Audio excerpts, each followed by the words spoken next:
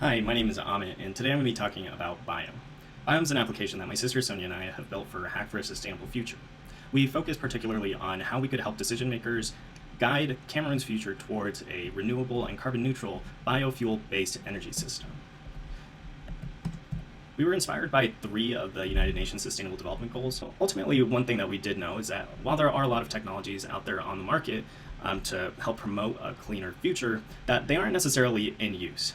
One of those technologies are biofuels. So essentially, biofuels are plant or animal byproducts such as corn husks that are converted into energy sources such as ethanol. What we created was actually an ecosystem of applications. We went through the entire process from the curation of the data to building a tool to help explore that data. Next, following up with a tool to not only assess communities based off of that data, but lastly, a tool to help apply everything from the last 3 tools into one. All right, so this is the landing page of Biome. So going back to those 4 steps of the curation, exploration, assessment, and application, we'll start with the curation of the data. So when you go to the dataset catalog, you'll be able to see all of the different datasets that are in use by the other tools. We curated them by these different categories of agriculture, forestry, infrastructure, and land use, and you can see that each one is color-coded while you can still be filtering out all the individual themes. But as you do click an individual item, you'll also see that for that dataset, a new modal pops up explaining what exactly is that dataset, as well as a visualization of that particular dataset. And that's where we go into the next tool, the Explorer. The Explorer allows you to use those datasets all within the same map. You can see that there's a similar structure of all the different datasets that are available to you by those individual themes, but the one thing that's a little bit interesting this time is now you can see them coordinated with different other datasets. So for example, I'll add this agro-industrial zones dataset, and we can see that as I zoom in, that layer has been added to the map, and we can now see the pop-up and all of the related attribute data for the agro-industrial zones. So now that our users have gotten a knowledge of what datasets we have and they're able to define some of the relationships between them, we wanted to go into the next part of not only just seeing relationships, but understanding them within the context of particular communities. So that's where we have this community checkup tool.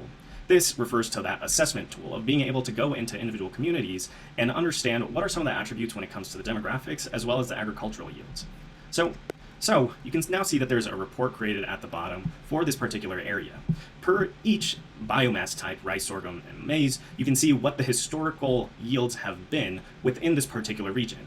And then, as I mentioned earlier, we also use that geo-enrichment to add a little bit more information here surrounding the demographics of that region as well when it's concerning the total population. But lastly, we also wanted to not only assess what's happened in the past, but also look to the future. And that's where this biomass planner tool, it comes in handy. So this tool is really targeted for individuals who want to understand or start investing in new harvest areas and create an ecosystem to where not only are they getting good yields for their crops, but that they also fit into their existing supply chains.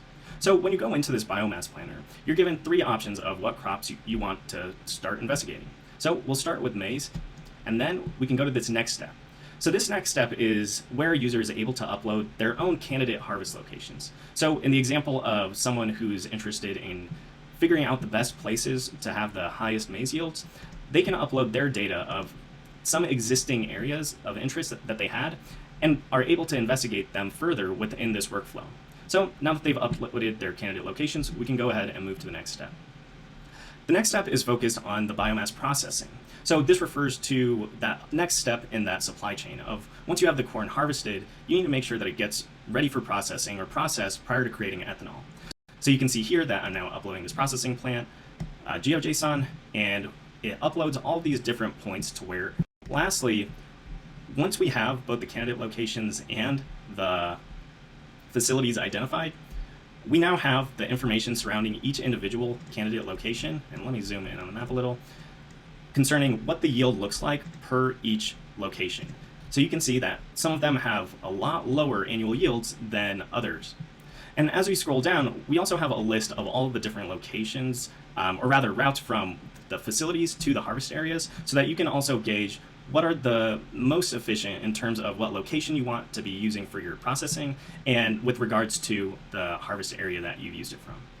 So those are the 3 tools that we've had and created within Biome: the Explorer, the Biomass Planner, and the Community Checkup, but we also created that curation of all the datasets that are used in each one.